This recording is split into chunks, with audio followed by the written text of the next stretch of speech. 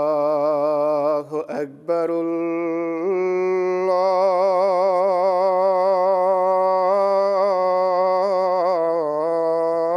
الله أكبر.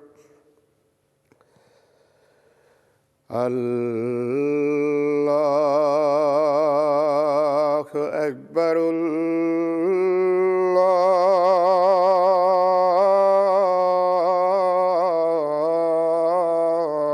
الله أكبر. أشهد أن لا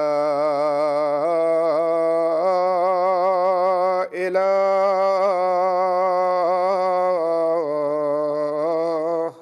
إلا الله. أشهد أن لا إله إلا الله. أشهد أن محمدًا رسول الله.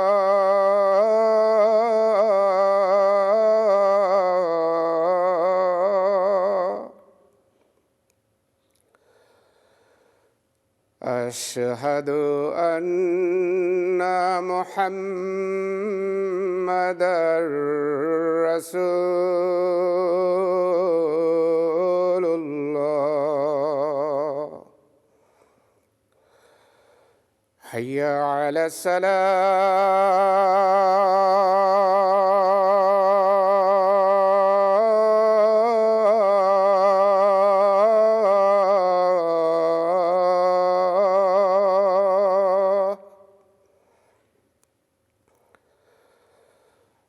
حي على الصلاة.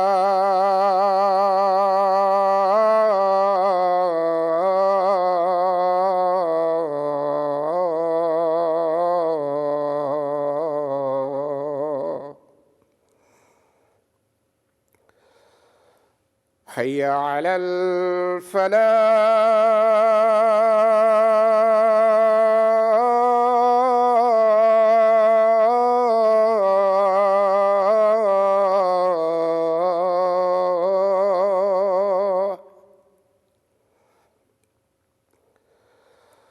حي على الفلاح.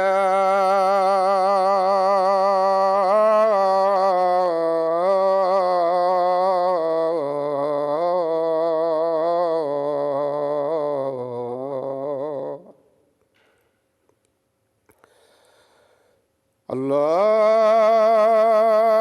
أكبر.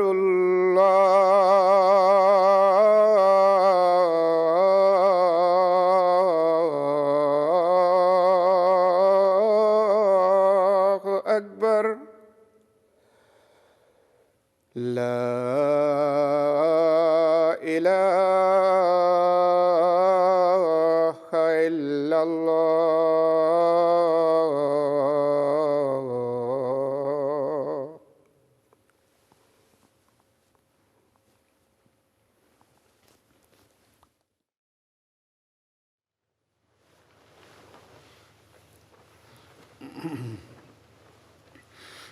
السلام علیکم ورحمۃ اللہ.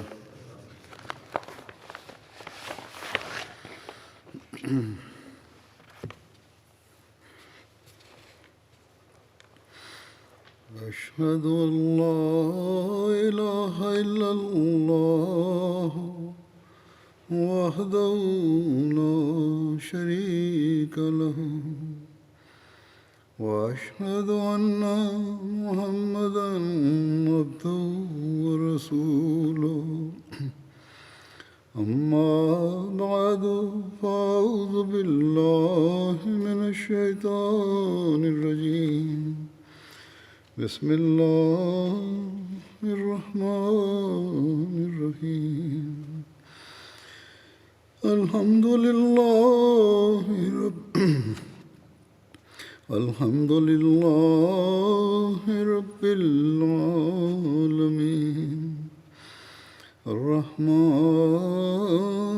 الرحيم مالك يوم الدين إياك نعبد وإياك نستعين اهدنا الصراط المستقيم صراط الذين أنعمت عليهم غير المغضوب عليهم ولا الضالين.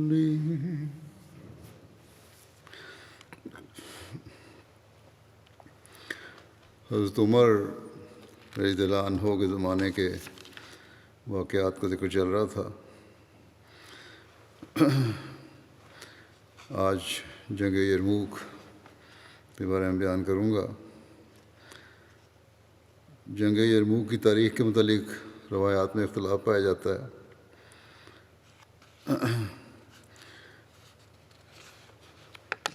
روایت تو یہی ہے کہ جنگ 15 ہجری کو لڑی گئی. بعض کے نزدیک 13 ہجری میں فتح دمشق سے پہلے لڑی گئی تھی. ایک روایت کے مطابق حضرت عمر کو سب سے پہلے جس جنگ میں فتح خوشخبری پہنچی وہ جنگ یرموک ہی تھی. اس وقت حضرت ابوبکر کی وفات کو بھی اس دن گزر چکے تھے. بعض کے نزدیک فتح دمشق کی خوشخبری سب سے پہلے ملی تھی. لیکن بہرحال دمشق کی فتح خوشخبری والی بات زیادہ صحیح لگتی ہے جو پہلے ہوئی.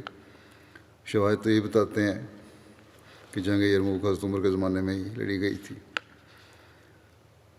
رومی جو شکست کھا کھا کر دمشق اور حمص وغیرہ سے نکلے تھے انطاکیہ پہنچے. انطاکیہ شام کا سرحدی شہر ہے.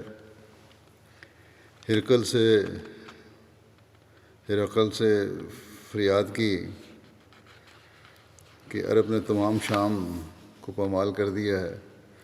ہرقل نے اس میں سے چند ہوشیار اور معزز آدمیوں کو دوبارہ دربار میں طلب کیا اور کہا کہ عرب تم سے زور میں، جمعیت میں، ساز و سامان میں کم ہے. پھر تم ان کے مقابلہ کیوں نہیں کر سکتے، کیوں نہیں ان مقابلے میں ٹھہر سکتے؟ اس پر سب نے ندامت سے سر جھکا لیا. کسی نے کوئی جواب نہیں دیا. لیکن ایک تجربہ کار بڈھے نے عرض کی کہ عرب کے اخلاق ہمارے اخلاق سے اچھے ہیں. وہ رات کو عبادت کرتے ہیں، دن کو روزے رکھتے ہیں، کسی پر ظلم نہیں کرتے، آپس میں ایک دوسرے سے برابری کے ساتھ ملتے ہیں. اور ہمارا یہ حال ہے کہ شراب پیتے ہیں، بدکاریاں کرتے ہیں، اقرار کی پابندی نہیں کرتے، اوروں پر ظلم کرتے ہیں. اور اس کا یہ اثر ہے کہ ان کے کام میں تو جوش ہے اور استقلال پایا جاتا ہے، اور ہمارا جو کام ہوتا ہے ہمت اور استقلال سے خالی ہوتا ہے. کیسر در حقیقت شام سے نکل جانے کا ارادہ کر چکا تھا، لیکن ہر شہر اور ہر ضلع سے جوک در جوک عیسائی فریادی چلے جاتے تھے. کیسر کو سخت غیرت آئی اور نہایت جوش کے ساتھ آمادہ ہوا کہ اس کی اپنی شہنشاہی کا پورا زور عرب کے مقابلے میں صرف کر دیا جائے. روم، قسطنطنیہ، جزیرہ آرمینیا، ہر جگہ احکام بھیجے کہ تمام فوجیں انطاکیہ میں ایک تاریخ معین تک حاضر ہو جائیں. تمام اضلاع کے افسروں کو لکھ بھیجا کہ جس قدر آدمی جہاں سے مہیا ہو سکیں روانہ کیے جائیں. ان احکام کا پہنچنا تھا کہ فوجوں کا ایک طوفان امڑ آیا. انطاکیہ کی چاروں طرف جہاں تک نگاہ جاتی تھی فوجوں کا ٹڈی دل پھیلا ہوا تھا، بے شمار فوج تھی. حضرت عبیدہ نے جو مقامات فتح کر لیے تھے وہاں کے عمراء اور رئیس ان کے عدل و انصاف کے اس قدر گرویدہ ہو گئے تھے کہ باوجود مخالفت مذہب کے خود اپنی طرف سے دشمن کی خبر لانے کے لیے جاسوس مقرر کر رکھے تھے۔ چنانچہ ان کے ذریعے سے حضرت ابو عبیدہ کو تمام واقعات کی اطلاع ہوئی۔ انہوں نے تمام افسروں کو جمع کیا اور کھڑے ہو کر ایک پراسر تقریر کی، جس کا خلاصہ یہ تھا کہ مسلمانوں، خدا نے تم کو بار بار جانچا اور تم اس کی جانچ میں پورے اترے۔ چنانچہ اس کے صلے میں خدا نے ہمیشہ تم کو مظفر و منصور رکھا، ہمیشہ کامیابی حاصل ہوئی۔ اب تمہارا دشمن اس ساز و سامان سے تمہارے مقابلے کے لیے چلا ہے کہ زمین کانپ اٹھی ہے۔ اب بتاؤ کیا صلاح ہے؟ یزید بن ابی سفیان امیر معاویہ کے بھائی تھے، وہ کھڑے ہوئے اور کہا کہ میری رائے ہے کہ عورتوں اور بچوں کو شہر میں رہنے دیں اور ہم خود شہر کے باہر لشکر آ رہا ہوں، اس کے ساتھ خالد اور عمرو بن عاص کو خط لکھا جائے کہ دمشق اور فلسطین سے چل کر مدد کو آئیں۔ یہاں سے بھی یہی ثابت ہوتا ہے کہ دمشق کی فتح پہلے تھی۔ شرحبیل بن حسنہ نے کہا کہ اس موقع پر ہر شخص کو آزادانہ رائے دینی چاہیے۔ یزید نے جو رائے دی بلا شبہ خیر خواہی سے دی ہے، لیکن میں اس کا مخالف ہوں۔ شہر والے تمام عیسائی ہیں، ممکن ہے کہ وہ تعصب سے ہمارے اہل و عیال کو پکڑ کر کیسر کے حوالے کر دیں یا خود مار ڈالیں، خود ہی ان کے خلاف کھڑے ہو جائیں۔ حضرت ابو عبیدہ نے کہا کہ اس کی تدبیر یہ ہے کہ ہم عیسائیوں کو شہر سے نکال دیں تو ہمارے بیوی بچے محفوظ ہو جائیں گے۔ شرحبیل نے اٹھ کر کہا کہ اے امیر، تجھ کو ہرگز یہ حق نہ حاصل نہیں۔ ہم نے ان عیسائیوں کو اس شرط پر امن دیا ہے کہ وہ شہر میں اطمینان سے رہیں، اس لیے نقض عہد کیوں کر ہو سکتا ہے؟ ہم ایک عہد کر چکے ہیں، کس طرح اس عہد کو توڑیں کہ شہر سے نکال دیں ان کو۔ حضرت عبیدہ نے اپنی غلطی تسلیم کی، لیکن یہ بحث طے نہیں ہوئی کہ آخر کیا کیا جائے۔ عام حاضرین نے رائے دی کہ حمص میں ٹھہر کے فوجی امداد کا انتظار کیا جائے۔ ابو عبیدہ نے کہا کہ اتنا وقت کہاں ہے؟ آخر یہ رائے ٹھہری کہ حمص کو چھوڑ کر دمشق روانہ ہوں، وہاں خالد موجود ہیں اور عرب کی سرحد قریب ہے۔ یہ ارادہ مصمم ہو چکا تو حضرت ابو عبیدہ نے حبیب بن مسلمہ کو جو افسر خزانہ تھے بلا کر کہا کہ عیسائیوں سے جو جزیہ یا خراج لیا جاتا ہے، جو بھی ٹیکس وصول کیا جاتا ہے، اس وقت ہماری حالت ایسی نازک ہے کہ ہم ان کی حفاظت کا ذمہ نہیں اٹھا سکتے۔ یہ تو اس لیے تھا کہ ان کی بہتری کے لیے، ان کی حفاظت کے لیے کام ہوگا، لیکن وہ ہم کر نہیں سکتے۔ اس لیے جو کچھ ان سے وصول ہوا ہے سب ان کو واپس دے دو اور ان سے کہہ دو کہ ہم کو تمہارے ساتھ جو تعلق تھا اب بھی ہے، لیکن چونکہ اس وقت تمہاری حفاظت کی ذمہ داری نہیں ہو ہم ذمہ دار نہیں ہو سکتے، اس لیے جزیہ جو حفاظت کا معاوضہ ہے تمہیں واپس کیا جاتا ہے۔ چنانچہ کئی لاکھ کی رقم جو وصول ہوئی تھی کل واپس کر دی گئی۔ عیسائیوں پر اس واقعہ کا اس قدر اثر ہوا کہ وہ روتے جاتے تھے اور جوش کے ساتھ کہتے جاتے تھے کہ خدا تم کو واپس لائے۔ یہودیوں پر اس سے بھی زیادہ اثر ہوا۔ انہوں نے کہا کہ تورات کی قسم، جب تک ہم زندہ ہیں کیسر ہم اس پر قبضہ نہیں کر سکتا۔ یہ کہہ کر شہر پناہ کے دروازے بند کر دیے اور ہر جگہ چوکی پہرا بٹھا دیا۔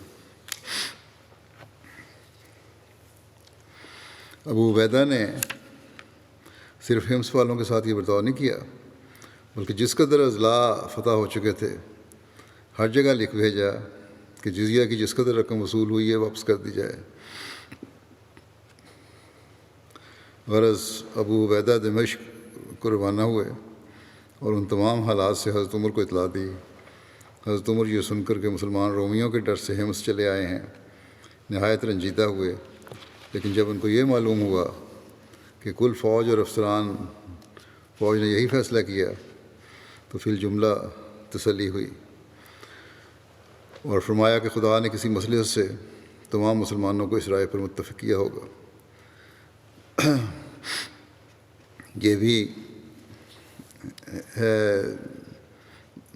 حوالے ملتے ہیں کہ پہلے حضرت عمر سے پوچھا گیا تھا اور حضرت عمر نے ہی فرمایا تھا کہ سب کچھ اگر تم نہیں حفاظت کر سکتے تو ان کا جو کچھ بھی لیا ہے جزیہ وغیرہ واپس کرو۔ ابو عبیدہ کو جواب لکھا حضرت عمر نے کہ میں مدد کے لیے سعید بن عامر کو بھیجتا ہوں، لیکن فتح و شکست فوج کی قلت و کثرت پر نہیں ہوا کرتی۔ ابو عبیدہ نے دمشق پہنچ کر تمام افسروں کو جمع کیا اور ان سے مشاورت کی۔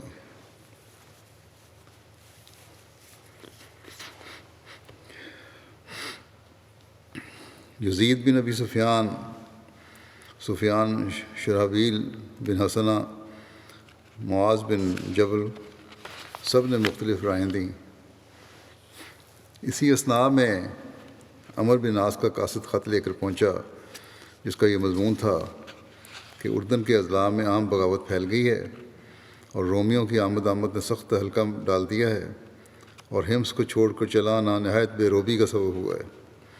ابو عبیدہ نے جواب میں لکھا کہ حمص کو ہم نے ڈر کر نہیں چھوڑا، بلکہ مقصود یہ تھا کہ دشمن محفوظ مقامات سے نکل آئے اور اسلامی فوجیں جو جا بجا پھیلی ہوئی ہیں یکجا ہو جائیں۔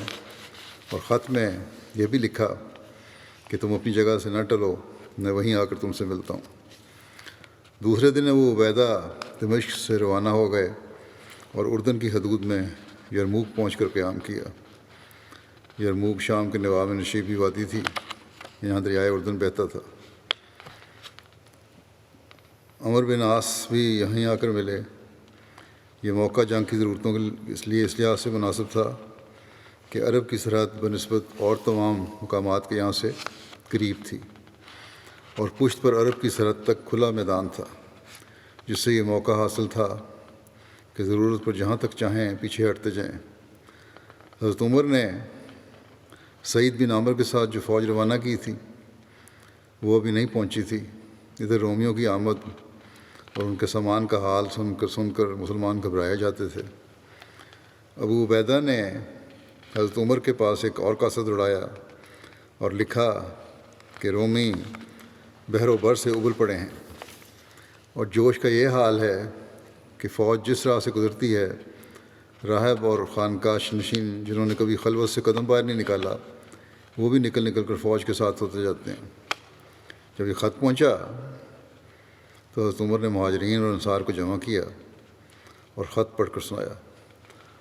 تمام صحابہ بے اختیار رو پڑے اور نہایت جوش کے ساتھ پکار کر کہا کہ امیر المومنین، خدا کے لیے ہمیں اجازت دیں کہ ہم اپنے بھائیوں پر جا کر نثار ہو جائیں۔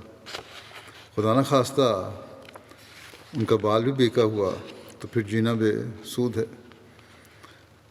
مہاجرین و انصار کا جوش بڑھتا جاتا تھا، یہاں تک کہ عبد الرحمن بن عوف نے کہا کہ امیر المومنین، آپ خود سے بسالار بنیں اور ہمیں ساتھ لے کر چلیں۔ لیکن اور صحابہ نے اس رائے سے اختلاف کیا اور رائے یہ ٹھہری کہ اور امدادی فوجیں بھیجی جائیں۔ حضرت عمر نے قاصد سے دریافت کیا کہ دشمن کہاں تک آ گئے ہیں۔ اس نے کہا کہ یرموک سے 3-4 منزل کا فاصلہ رہ گیا ہے۔ حضرت عمر نہایت غمزدہ ہوئے اور فرمایا کہ افسوس، اب کیا ہو سکتا ہے، اتنے عرصے میں کیوں کر مدد پہنچ سکتی ہے۔ ابو عبیدہ کے نام نہایت پرتاثیر الفاظ میں ایک خط لکھا اور قاصد سے کہا کہ خود ایک صف میں جا کر یہ خط سنانا اور زبانی کہنا کہ عمر تم لوگوں کو سلام کہتا ہے اور کہتے ہیں کہ اے اہل اسلام، بے جگری سے لڑو اور اپنے دشمنوں پر شیروں کی طرح جھپٹو اور تلواروں سے ان کی کھوپڑیوں کو کاٹ ڈالو، اور چاہیے کہ وہ لوگ تمہارے نزدیک چیونٹیوں سے بھی حقیر ہوں، ان کی کثرت تم لوگوں کو خوف زدہ نہ کرے، اور تم میں سے جو بھی تم سے نہیں ملے ان کی وجہ سے پریشان نہ ہونا۔ یہ عجیب حسن اتفاق ہے کہ جس دن قاصد ابو عبیدہ کے پاس آیا اسی دن سعید بن عامر بھی 1000 آدمی کے ساتھ پہنچ گئے۔ مسلمانوں کو نہایت تقویت ہوئی اور انہوں نے نہایت استقلال کے ساتھ لڑائی کی تیاریاں شروع کیں۔ معاذ بن جبل کو، جو بڑے رتبے کے صحابی تھے، میمنہ پر مقرر کیا۔ قباس بن اشم کو میسرہ اور ہاشم بن عتبہ کو پیدل فوج کی افسری دی۔ اپنے رکاب کی فوج کے 4 حصے کیے، ایک کو اپنی رکاب میں رکھا، باقی پر قیس بن حبیرہ، میسرہ بن مسروق، عمر بن طفیل کو مقرر کیا۔ یہ تینوں بہادر تمام عرب میں انتخاب تھے، یعنی بہت بہادر کہلائے جاتے تھے، اور اس وجہ سے فارس العرب کہلاتے تھے۔ رومی بھی بڑے سر و سامان سے نکلے تھے۔ 2 لاکھ سے زیادہ جمعیت تھی اور 24 صفیں تھیں، جن کے آگے آگے ان کے مذہبی پیشوا ہاتھوں میں صلیبیں لیے جوش دلاتے جاتے تھے۔ فوجیں بالمقابل آ گئیں تو ایک بطریق صف چیر کر نکلا اور کہا، یہ عیسائیوں کے جو مذہبی پیشواؤں کو کہتے ہیں بطریق، کہ میں تنہا لڑنا چاہتا ہوں۔ میسرہ بن مسروق نے گھوڑا بڑھایا، مگر چونکہ حریف نہایت تنومند اور جوان تھا، خالد نے روکا اور قیس بن حبیرہ کی طرف دیکھا۔ وہ شیر پیٹتے ہوئے آگے بڑھے۔ قیس اس طرح جھپٹ کر پہنچے کہ بطریق ہتھیار بھی نہیں سنبھال سکا اور ان کا وار چل گیا۔ تلوار سر پر پڑی اور خود کو کاٹتی ہوئی گردن تک اتر گئی۔ بطریق ڈگما کر گھوڑے سے گرا۔ ساتھ ہی مسلمانوں نے تکبیر کا نعرہ بلند کیا۔ خالد نے کہا، شگون اچھا ہے، اور اب خدا نے چاہا تو آگے فتح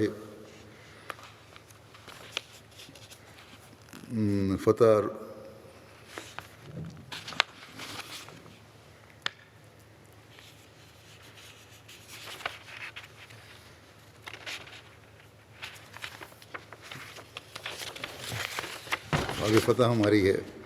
عیسائیوں نے خالد کے ہم رکاب افسروں کے مقابلے میں جدا جدا فوجیں متعین کیں، لیکن سب نے شکست کھائی، اور اس دن یہیں تک نوبت پہنچی کہ لڑائی ملتوی رہ گئی۔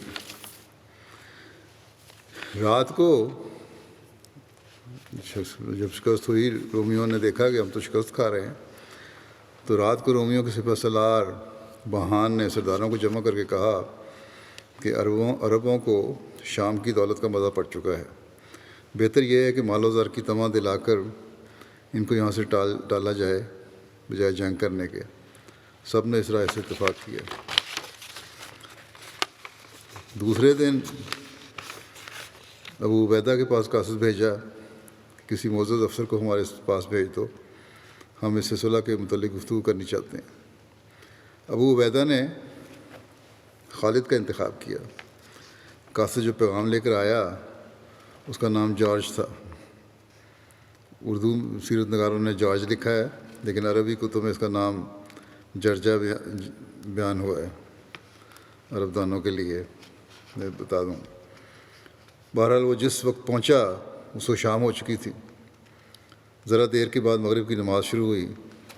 مسلمان جس ذوق و شوق سے تکبیر کہہ کر کھڑے ہوئے، اور جس محویت اور سکون اور وقار اور ادب و خضوع سے انہوں نے نماز ادا کی، قاصد نہایت حیرت و استعجاب کی نگاہ سے دیکھتا رہا، یہاں تک کہ جب نماز ہو چکی تو اس نے ابو عبیدہ سے چند سوالات کیے، جن میں ایک یہ تھا کہ تم عیسیٰ کی نسبت کیا اعتقاد رکھتے ہو؟ ابو عبیدہ نے قرآن کی آیتیں پڑھیں کہ انا مسئلہ عیسیٰ عند اللہ کا مثل آدم خلقہ من تراب ثم قال له کن فیکون یا اہل الکتاب لا تغلوا فی دینکم ولا تقولوا علی اللہ الا الحق انما المسیح عیسی ابن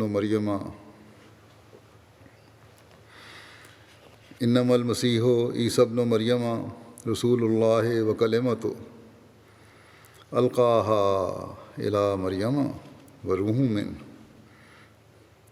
فآمنوا باللہ ورسلہ ولا تقولوا ثلاثہ انتہوا خیر لکم انما اللہ الہ واحد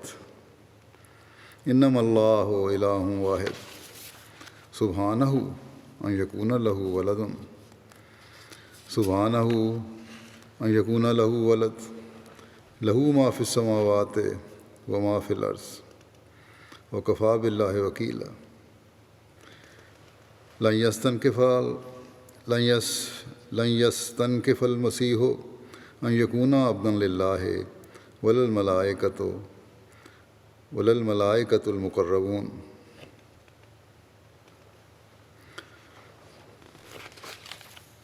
کہ عیسیٰ، یاد رکھو عیسیٰ کا حال اللہ کے نزدیک یقیناً آدم کے حال کی طرح ہے.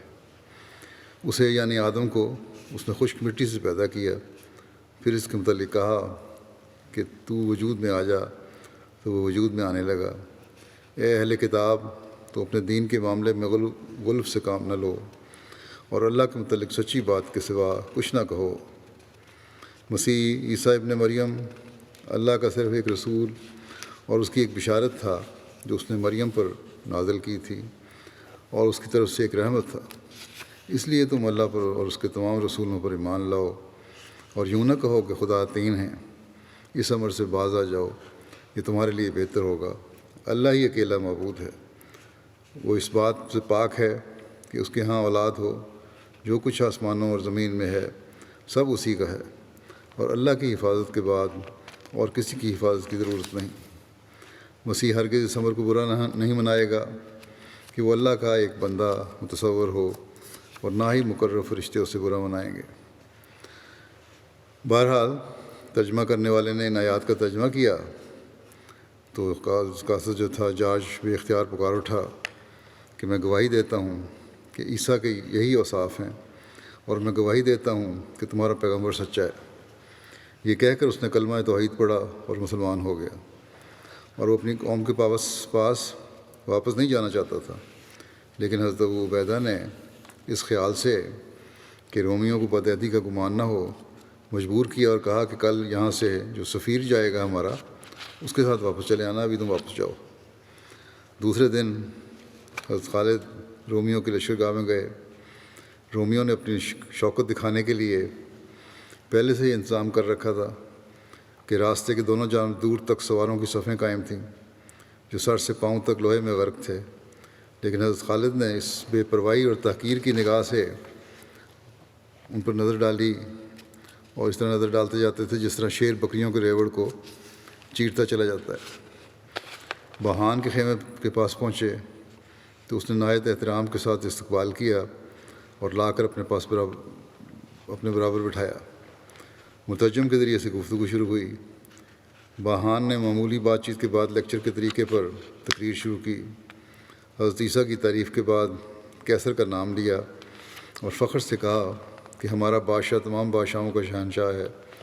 مترجم ان الفاظ کا پورا ترجمہ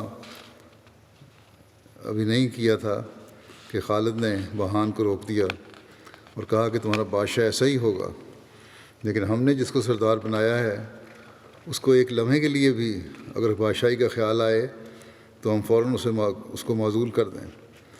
بہان نے پھر تقریر شروع کی اور اپنی جاہ و دولت کا فخر بیان کر کے کہا، اہل عرب، تمہاری قوم کے لوگ ہمارے ملک میں آ کر آباد ہوئے.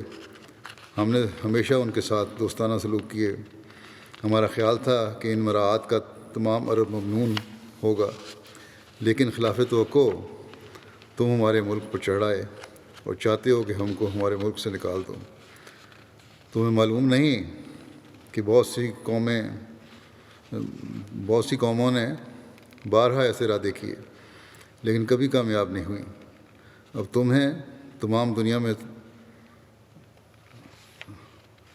اب تم جو ہو تمام دنیا میں تم سے زیادہ کوئی قوم جاہل نہیں ہے، وحشی اور بے ساز و سامان نہیں ہے. یہ حوصلہ ہوا ہے تمہیں کہ تم اس پر بھی ہوا ہے تمہیں ہمارے پہ چڑھائی کر دو، لیکن ہم اس پر بھی درگزر کرتے ہیں. بلکہ اگر تم یہاں سے چلے جاؤ تو انعام کے طور پر سپہ سالار کو 10,000 دینار اور افسروں کو 1,000 اور عام سپاہیوں کو 100 دینار دلا دیے جائیں گے. حالانکہ ایک بہت بڑی فوج تو انہوں نے خود جمع کی تھی مسلمانوں کے خلاف کہ مسلمانوں کو ختم کیا جائے، لیکن جب دیکھا کہ جنگ جیتنا آسان نہیں تو پھر یہ شرطیں لگائیں. بہرحال بہان اپنی تقریر ختم کر چکا تو حضرت خالد اٹھے اور حمد و نعت کے بعد کہا کہ بے شبہ تم دولت مند ہو، مالدار ہو، صاحب حکومت ہو، تم نے اپنے ہمسایہ عربوں کے ساتھ جو سلوک کیا وہ بھی ہمیں معلوم ہے، لیکن یہ تمہارا کچھ احسان نہ تھا بلکہ اشاعت مذہب کی ایک تدبیر تھی۔ تم انہیں مذہب پھیلانا چاہتے تھے، جس کا یہ اثر ہوا کہ وہ عرب عیسائی ہو گئے اور آج خود ہمارے مقابلے میں تمہارے ساتھ ہو کر ہم سے لڑ رہے ہیں۔ یہ سچ ہے کہ ہم نہایت محتاج، تنگ دست اور خانہ بدوش تھے۔ ہمارے ظلم و جہالت کا یہ حال تھا کہ کبھی مضبوط آدمی تھا کمزور کو پیس ڈالتا تھا، قبائل آپس میں لڑ کر برباد ہوتے جاتے تھے، لیکن خدا نے ہم پر رحم کیا اور ایک پیغمبر بھیجا جو خود ہماری قوم سے تھا اور ہم میں سب سے زیادہ شریف، زیادہ فیاض، زیادہ پاک خو تھا۔ اس نے ہمیں توحید سکھائی اور بتلا دیا کہ خدا کا کوئی شریک نہیں، وہ بیوی اولاد نہیں رکھتا، وہ بالکل یکتا و یگانہ ہے۔ اس نے ہمیں یہ بھی حکم دیا کہ ہم ان عقائد کو تمام دنیا کے سامنے پیش کریں۔ جس نے ان کو مانا وہ مسلمان ہے اور ہمارا بھائی ہے، جس نے نہ مانا لیکن جزیہ دینا قبول کرتا ہے اس کے ہم حامی اور محافظ ہیں۔ جس کو دونوں سے انکار ہے اس کے لیے تلوار ہے۔ اب نہیں مانتے پھر لڑائی بھی کرنے کے بعد تیار ہے تو پھر ہم بھی تیار ہیں۔ بہان نے جزیہ کا نام سن کر ایک ٹھنڈی سانس بھری اور اپنے لشکر کی طرف اشارہ کر کے کہا کہ یہ مر کر بھی جزیہ نہ دیں گے، ہم جزیہ لیتے ہیں، دیتے نہیں۔ غرض کوئی معاملہ طے نہیں ہوا اور خالد اٹھ کر چلے آئے۔ اب اس آخری لڑائی کی تیاریاں شروع ہوئیں، اس کے بعد رومی پھر کبھی سنبھل نہ سکے۔ حضرت خالد کے چلے آنے کے بعد بہان نے سرداروں کو جمع کیا اور کہا کہ تم نے سنا، اہل عرب کا دعویٰ ہے کہ جب تک تم ان کی رعایا نہ بن جاؤ ان کے حملے سے محفوظ نہیں رہ سکتے۔ تمہیں ان کی غلامی منظور ہے؟ تمام افسروں نے بڑے جوش سے کہا کہ ہم مر جائیں گے مگر یہ ذلت گوارا نہیں ہو سکتی۔ صبح ہوئی تو رومی اسی جوش اور سر و سامان سے نکلے کہ مسلمانوں کو بھی حیرت ہو گئی۔ حضرت خالد نے یہ دیکھ کر کہ عرب کے عام قاعدے کے خلاف نئے طور سے فوج آرائی کی، جب حضرت خالد نے دیکھا کہ اس جوش اور سر و سامان سے نکلے ہیں رومی، تو انہوں نے عرب کے جو عام قاعدہ تھا لڑائی کرنے کا اس کے خلاف، اس کے الٹ ایک نئے طریقے سے فوج کو کھڑا کیا سامنے، اور فوج جو 35 ہزار تھی اس کے 36 حصے کیے اور آگے پیچھے نہایت ترتیب کے ساتھ اس قدر صفیں قائم کیں۔ قلب ابو عبیدہ کو دیا، میمنہ پر عمر بن عاص اور شرحبیل مامور ہوئے، نیسرہ یزید بن ابو سفیان کی کمان میں تھا۔ ان کے علاوہ ہر صف پر الگ الگ جو افسر متعین کیے، چن کر ان لوگوں کو کیا جو بہادری اور فنون جنگ میں شہرت عام رکھتے تھے۔ خطبہ جو اپنے زور کلام سے لوگوں میں ہلچل ڈال دیتے تھے، ایسے خطیب تھے جو لوگوں میں جوش پیدا کرنے والے تھے، اس خدمت پر مامور ہوئے کہ پرجوش تقریروں سے فوج کو جوش دلائیں۔ انہی میں ابو سفیان بھی تھے جو فوجوں کے سامنے یہ الفاظ کہتے پھرتے تھے کہ اللہ اللہ، تم لوگ عرب کے محافظ اور اسلام کے مددگار ہو، اور وہ لوگ روم کے محافظ اور شرک کے مددگار ہیں۔ اے اللہ، یہ دن تیرے ایام میں سے ہے، اے اللہ اپنے بندوں پر اپنی مدد نازل فرما۔ عمر بن عاص کہتے پھرتے تھے کہ اے لوگو، اپنی آنکھیں نیچی رکھو اور گھٹنوں کے بل بیٹھ جاؤ اور اپنے نیزوں کو تان لو اور اپنی جگہ اور اپنی صفوں میں جم جاؤ۔ جب تمہارا دشمن تم پر حملہ آور ہو تو انہیں مہلت دو، یہاں تک کہ جب وہ نیزوں کی انیوں کی صد میں آ جائے تو ان پر شیروں کی طرح جھپٹ پڑو۔ اس خدا کی قسم جو راستی پر خوش ہوتا ہے اور اس پر ثواب دیتا ہے، اور جو جھوٹ سے ناراض ہوتا ہے اور اس پر سزا دیتا ہے اور احسان کی جزا دیتا ہے، یقیناً مجھے یہ خبر ملی ہے کہ مسلمان بستی کے بعد بستی اور محل کے بعد محل کو فتح کرتے ہوئے اس ملک اور فتح حاصل کریں گے۔ بس ان لوگوں کی جمعیت اور ان کی تعداد تمہیں خوف زدہ نہ کرے۔ اگر تم لوگوں نے ثابت قدمی سے لڑائی کی تو یہ لوگ حجل یعنی تیتر جو ایک پرندہ ہے اس کے بچوں کی طرح خوفزدہ ہو کر منتشر ہو جائیں گے۔ مسلمان فوج کی تعداد اگرچہ کم تھی، یعنی 30-35 ہزار سے زیادہ آدمی نہ تھے، لیکن تمام عرب میں منتخب تھے۔ ان میں سے خاص وہ بزرگ جنہوں نے رسول اللہ صلی اللہ علیہ وسلم کا چہرہ مبارک دیکھا تھا 1000 تھے۔ 100 بزرگ وہ تھے جو جنگ بدر میں رسول اللہ صلی اللہ علیہ وسلم کے ہم رکاب تھے۔ عرب کے مشہور قبائل میں سے 10,000 سے زیادہ صرف ازد کے قبیلے کے لوگ تھے۔ ہمیر کی ایک بڑی تعداد جماعت تھی۔ ہمدان، خولان، لہم، جذام وغیرہ کے مشہور بہادر تھے۔ اس مارکے کی ایک یہ بھی خصوصیت ہے کہ عورتیں بھی اس میں شریک تھیں اور نہایت بہادری سے لڑیں۔ امیر معاویہ کی ماں ابو سفیان کی بیوی ہند، جو حضرت ہند بعد میں اسلام لے آئی تھیں، حملہ کرتی ہوئی بڑھتی تھیں تو پکارتی تھیں، تم ان نامختونوں یعنی ان کافروں کو اپنی تلواروں سے کاٹ کے رکھ دو۔ اسی طرح ابو سفیان کی بیٹی اور امیر معاویہ کی بہن جویریہ نے ایک جماعت کے ساتھ نکل کر اپنے شوہر کے ساتھ مل کر رومی فوج کا مقابلہ کیا اور ایک شدید لڑائی میں شہید ہو گئیں۔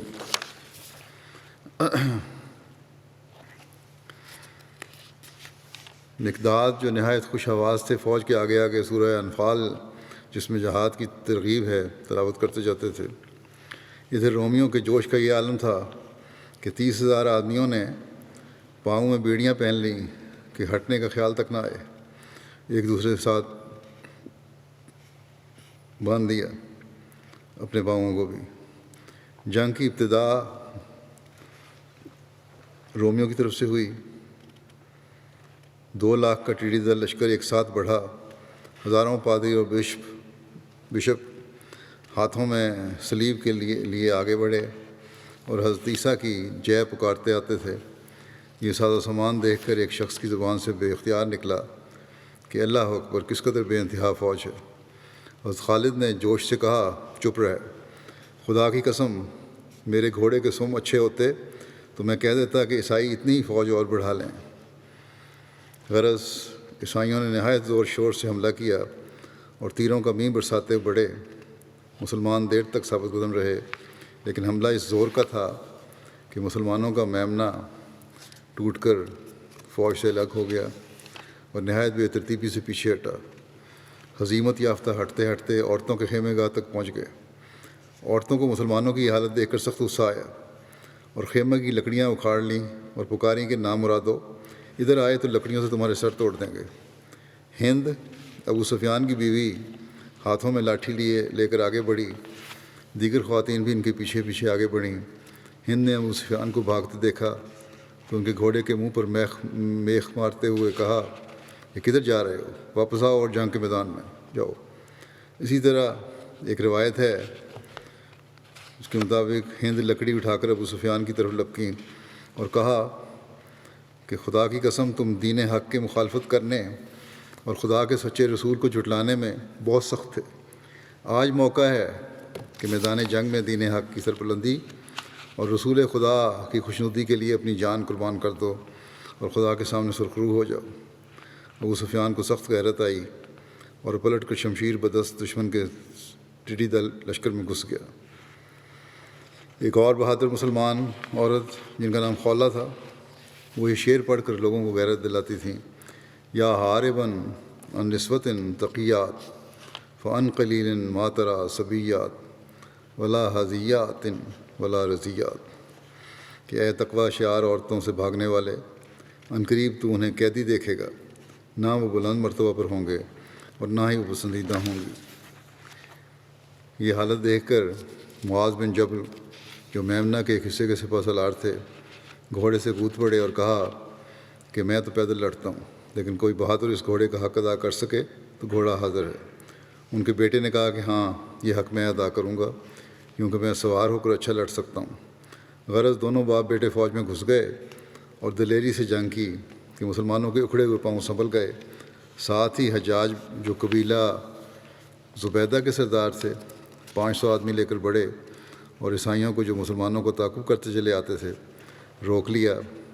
میمنہ میں قبیلہ ازد شروع حملہ سے ثابت قدم رہا عیسائیوں نے لڑائی کا ساز و سامان ان پر ڈالا، سارا زور ان پر ڈالا، لیکن وہ پہاڑ کی طرح جمے رہے۔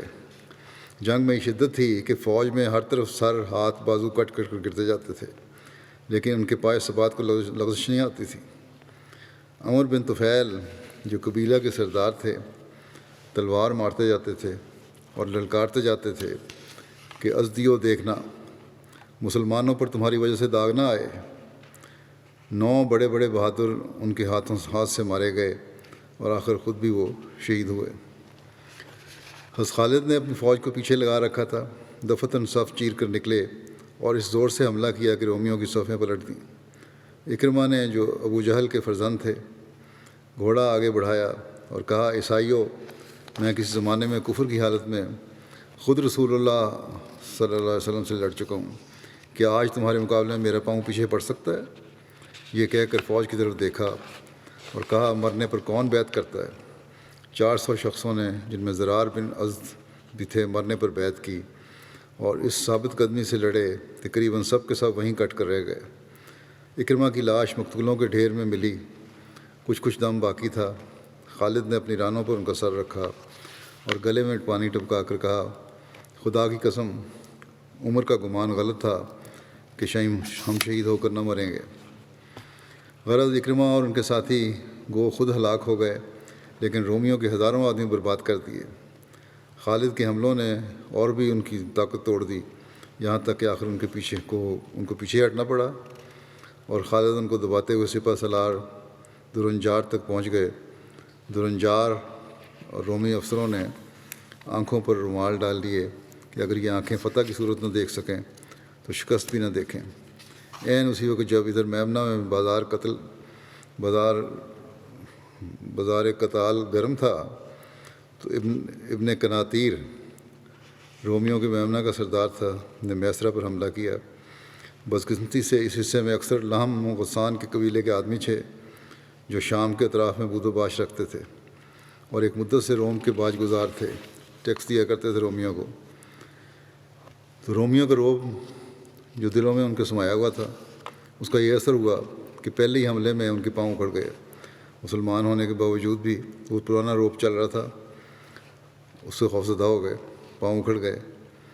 لیکن بہرحال افسروں نے بھی جرأت دکھائی۔ اگر افسروں نے بھی ہمتی کی ہوتی تو لڑائی کا خاتمہ ہو چکا ہوتا۔ رومی بھاگتے ہوئے کا پیچھا کرتے ہوئے خیموں تک پہنچ گئے۔ عورتیں یہ حالت دیکھ کر بے اختیار نکل پڑیں اور ان کی پامردی نے عیسائیوں کو آگے بڑھنے سے روک دیا۔ فوج اگرچہ ابتر ہو گئی تھی، لیکن افسروں میں سے قباس بن اشیم، سعید بن زید، یزید بن ابی سفیان، عمر بن عاص، شرحبیل بن حسنہ داد شجاعت دے رہے تھے۔ قباس کے ہاتھ سے تلواریں اور نیزے ٹوٹ کر گرتے جاتے تھے، مگر ان کے تیور پر بل نہ آتا تھا۔ نیزہ ٹوٹ کر گرتا تو کہتے، کوئی ہے جو اس شخص کو ہتھیار دے جس نے خدا سے اقرار کیا ہے کہ میدان جنگ سے ہٹے گا تو مر کر ہٹے گا۔ لوگ فوراً تلوار یا نیزہ ان کے ہاتھ میں لا کر دے دیتے اور پھر وہ شیر کی طرح جھپٹ کر دشمن پر جا پڑتے۔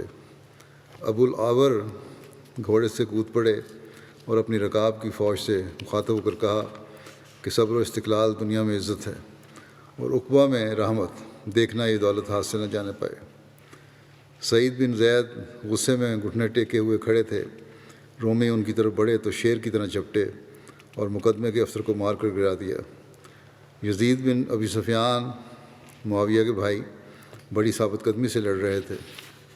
اتفاق سے ان کے باپ ابو سفیان، جو فوج کی جوش دلاتے پھرتے تھے، ان کی طرف آ نکلے اور بیٹے کو دیکھ کر کہا کہ اے میرے بیٹے، اس وقت میدان میں ایک ایک سپاہی شجاعت کے جوہر دکھا رہا ہے، تو سپہ سالار ہے اور سپاہیوں کی بنسبت تجھ پر شجاعت کا حق زیادہ ہے۔ تیری فوج میں سے ایک سپاہی بھی اس میدان میں تجھ سے بازی لے گیا تو تیرے لیے شرم کی جگہ ہے۔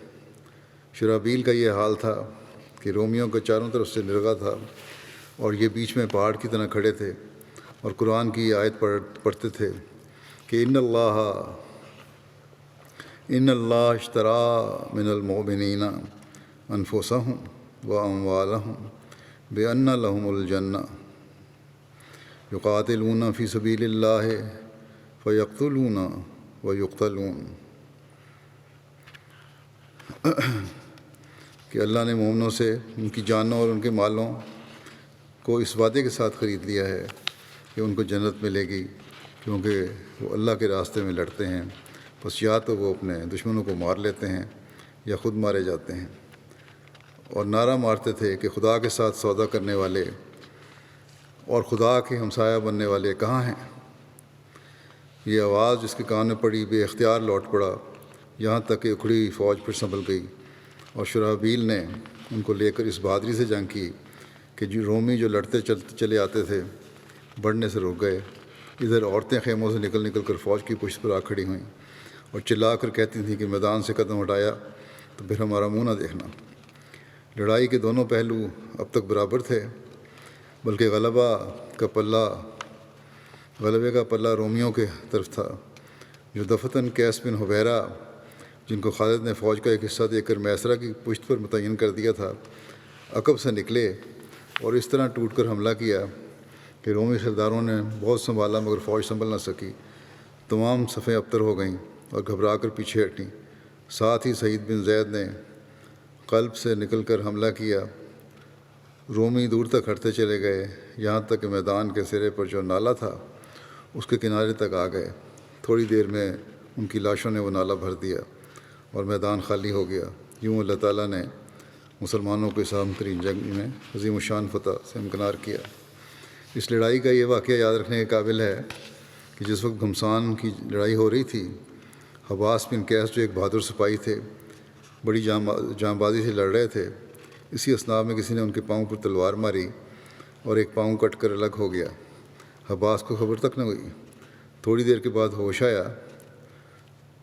تو ڈھونڈتے پھرتے تھے کہ میرا پاؤں کیا ہوا۔ جو خیال آیا کہ پاؤں دیکھوں کہاں ہے، دیکھا پاؤں کی طرف جب، تو پھر پتہ لگا کہ پاؤں غائب ہے۔ ان کے قبیلے کے لوگ اس واقعے پر ہمیشہ فخر کیا کرتے تھے۔ رومیوں کے کس قدر آدمی مارے گئے، ان کی تعداد میں اختلاف ہے۔ طبری اور ازدی نے لکھا ہے، ازنی نے 1,00,000 سے زیادہ بیان کیا ہے، بلادری نے 70,000 لکھا ہے۔ مسلمانوں کی طرف سے 3,000 کا نقصان ہوا، جن میں اکرمہ، زرار بن ازور، ہشام بن عاصی، ابان بن سعید وغیرہ تھے۔ کیسر انطاکیہ میں تھا کہ اس کو شکست کی خبر پہنچی۔ اسی وقت قسطنطنیہ کی تیاری کی، چلتے وقت شام کی طرف رخ کر کے کہا کہ الوداع اے شام۔ ابو عبیدہ نے حضرت عمر کو فتح کی خوشخبری کا خط لکھا اور ایک مختصر سی سفارت بھیجی، جن میں حذیفہ بن یمان بھی تھے۔ حضرت عمر یرموک کی خبر کے انتظار میں کئی دن سے سوئے نہیں تھے۔ فتح کی خبر پہنچی تو دفتن سجدے میں گرے اور خدا کا شکر ادا کیا۔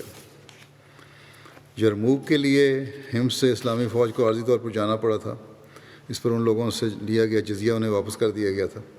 اس کا ذکر کرتے ہوئے حضرت مسلم موعود نے بیان کیا ہے کہ صحابہ نے جس وقت رومی حکومت کے ساتھ مقابلہ کیا اور بڑھتے بڑھتے یروشلم پر جو عیسائیوں کی مذہبی جگہ ہے قابض ہو گئے اور پھر اس سے بھی آگے بڑھنا شروع کیا، تو عیسائیوں نے یہ دیکھ کر کہ ان کا مذہبی مرکز مسلمانوں کے ہاتھ آ گیا ہے، ان کو وہاں سے نکالنے کے لیے آخری جدوجہد کا ارادہ کیا اور چاروں طرف مذہبی جہاد کا اعلان کر کے عیسائیوں میں ایک جوش پیدا کر دیا گیا اور بڑی بھاری فوجیں جمع کر کے اسلامی لشکر پر حملہ کی تیاری کی۔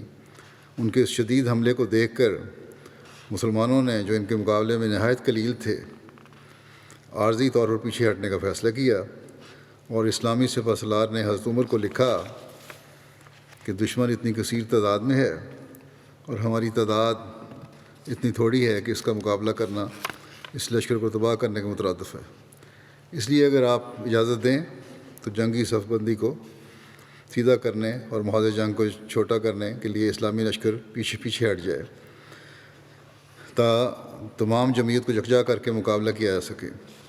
اور ساتھ ہی یہ بھی لکھا کہ ہم نے ان علاقوں سے جو فتح کر رکھے ہیں لوگوں سے ٹیکس بھی وصول کیا ہوا ہے، اگر آپ ان علاقوں کو چھوڑنے کی اجازت دے دیں تو یہ بتائیں کہ اس ٹیکس کے متعلق کیا حکم ہے۔ حضرت عمر نے جواب دیا کہ محاذ کو چھوٹا کرنے اور اسلامی طاقت کو یکجا کرنے کے لیے پیچھے ہٹنا اسلامی تعلیم کے خلاف نہیں، لیکن یہ یاد رکھو کہ ان علاقوں کے لوگوں سے ٹیکس اس شرط پر وصول کیا گیا تھا کہ اسلامی لشکر ان کی حفاظت کرے گا، اور جب اسلامی لشکر پیچھے ہٹے گا تو اس کے یہ معنی ہوں گے کہ وہ ان علاقوں کی حفاظت نہیں کر سکے گا۔ اس لیے ضروری ہے کہ جس سے جو کچھ وصول کیا گیا ہے وہ اسے واپس کر دیا جائے۔ جب حضرت عمر کا یہ حکم پہنچا تو اسلامی سپہ سالار نے ان علاقوں کے ذمہ داروں اور تاجروں اور دوسرے لوگوں کو بلا کر ان سے وصول شدہ رقوم واپس کر دیں، اور ان سے کہا کہ آپ لوگوں سے یہ رقوم اس شرط پر وصول کی گئی تھی کہ اسلامی لشکر آپ لوگوں کی حفاظت کرے گا، مگر اب جب کہ ہم دشمن کے مقابلے میں اپنے آپ کو کمزور پاتے ہیں اور کچھ دیر کے لیے عارضی طور پر پیچھے ہٹ رہے ہیں اور اس وجہ سے آپ لوگوں کی حفاظت نہیں کر سکتے، ان رقوم کو اپنے پاس رکھنا درست نہیں۔ یہ ایسا نمونہ تھا کہ دنیا کی تاریخ میں اور کسی بادشاہ نے نہیں دکھایا۔ بادشاہ جب کسی علاقے سے ہٹتے ہیں تو بجائے وصول کردہ ٹیکس وغیرہ واپس کرنے کے ان علاقوں کے اور بھی لوٹتے ہیں۔ وہ سمجھتے ہیں کہ اب تو یہ علاقے دوسروں کے ہاتھوں میں جانے والے ہیں، ہم یہاں سے جتنا فائدہ اٹھا سکتے ہیں اٹھا لیں۔ پھر چونکہ انہوں نے وہاں رہنا نہیں ہوتا، اس لیے بدنامی کا بھی کوئی خوف نہیں ہوتا، اور اگر کوئی اعلیٰ درجے کی منظم حکومت ہو تو زیادہ سے زیادہ یہ کرتی ہے کہ خاموشی سے فوجوں کو پیچھے ہٹا دیتی ہے اور زیادہ لوٹ مار نہیں کرنے دیتی۔ لیکن اسلامی لشکر نے جو نمونہ دکھایا جب سے دنیا پیدا ہوئی ہے، صرف حضرت عمر کے زمانے میں ہی ایسا نظر آتا ہے، بلکہ افسوس ہے کہ بعد کے زمانے کو بھی اگر شامل کر لیا جائے تو اس کی کوئی اور مثال دنیا میں نہیں ملتی کہ کسی فاتح نے کوئی علاقہ چھوڑا ہو تو اس علاقے کے لوگوں سے وصول کردہ ٹیکس اور جزیے اور مالیے واپس کر دیے ہوں۔ اس کا عیسائیوں پر اتنا اثر ہوا کہ باوجود کہ ان کی ہم مذہب فوجیں آگے بڑھ رہی تھیں، حملہ آور ان کی اپنی قوم کے جرنیلوں، کرنیلوں اور افسروں پر مشتمل تھے، اور سپاہی ان کے بھائی بندے تھے، اور باوجود اس کے کہ اس جنگ کو عیسائیوں کے لیے مذہبی جنگ بنا دیا گیا تھا، اور باوجود اس کے کہ عیسائیوں کا مذہبی مرکز جو ان کے قبضے سے نکل کر مسلمانوں کے ہاتھ میں جا چکا تھا، اب اس کی آزادی کے خواب دیکھے جا رہے تھے۔ عیسائی مرد اور عورتیں گھروں سے باہر نکل کر روتے اور دعائیں کرتے تھے کہ مسلمان پھر واپس آئیں۔ حضرت مسلم موعود رضی اللہ عنہ، وہ تاریخ میں بڑا عبور تھا، ان کا یہی خیال ہے کہ حضرت عمر سے پوچھ کے ہی واپسی ہوئی تھی، اور پھر یہ جو ٹیکس وغیرہ تھا وہ واپس کیا گیا تھا۔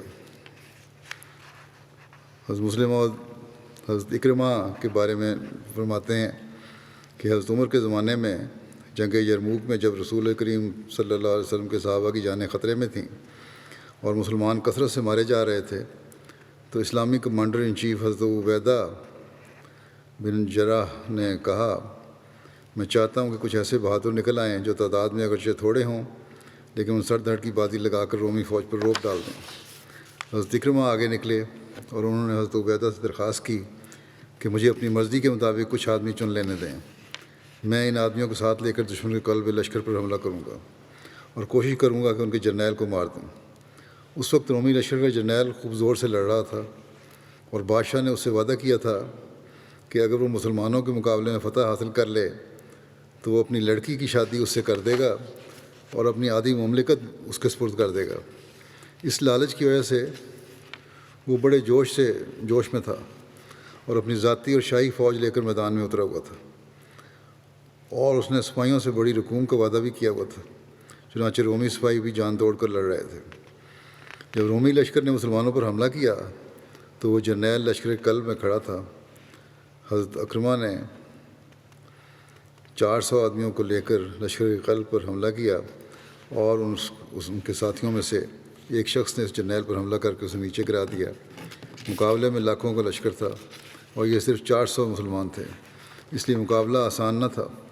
اس جرنیل کو تو انہوں نے مار دیا، اور اس کے مر جانے کی وجہ سے لشکر بھی تتر بتر ہو گیا، مگر دشمن ان آدمیوں پر ٹوٹ پڑا اور سوائے چاند ایک کے سارے شہید ہو گئے۔ ان آدمیوں میں سے 12 شدید زخمی تھے۔ جب مسلمان لشکر کو فتح ہوئی تو ان لوگوں کی تلاش شروع ہوئی۔ ان 12 زخمیوں میں حضرت اکرمہ بھی شامل تھے۔ ایک مسلمان سپاہی آپ کے پاس آیا، آپ کی حالت خراب تھی۔ اس نے کہا، اکرمہ میرے پاس پانی کی چھاگل ہے، تم کچھ پانی پی لو۔ آپ نے منہ پھیر کر دیکھا تو پاس ہی حضرت عباس کے بیٹے فضل پڑے ہوئے تھے، وہ بھی بہت زخمی تھے۔ اکرمہ کہنے لگے میری غیرت یہ برداشت نہیں کر سکتی کہ جن لوگوں نے رسول کریم صلی اللہ علیہ وسلم کی اس وقت مدد کی جب میں آپ کو شدید مخالف تھا، وہ اور ان کی اولاد تو پیاس کی وجہ سے مر جائے اور میں پانی پی کر زندہ رہوں، پہلے انہیں پانی پلاؤ، اگر کچھ بچ جائے تو پھر میرے پاس لے آنا۔ چنانچہ وہ مسلمان فضل کے پاس گیا، انہوں نے اگلے زخمی کی طرف اشارہ کیا اور کہا پہلے انہیں پلاؤ، وہ مجھ سے زیادہ مستحق ہے۔ وہ اس زخمی کے پاس گیا تو اس نے اگلے زخمی کی طرف اشارہ کر کے کہا وہ مجھ سے زیادہ مستحق ہے، پہلے اسے پلاؤ۔ اس طرح وہ جس سپاہی کے پاس جاتا وہ اسے دوسرے کی طرف بھیج دیتا اور کوئی پانی نہ پیتا۔ جب وہ آخری زخمی کے پاس پہنچا تو وہ فوت ہو چکا تھا۔ جب اکرمہ کی طرف لوٹا تو وہ بھی دم توڑ چکے تھے۔ اس طرح باقی زخمیوں کا حال ہوا، جن کے پاس وہ گیا وہ فوت ہو چکا تھا۔ تو یہ تھا اس جنگ کا انجام، اللہ تعالیٰ نے اس طرح پھر فتح دی۔ بہرحال ابھی یہ ذکر چل رہا ہے، آئندہ بھی انشاءاللہ بیان ہوگا۔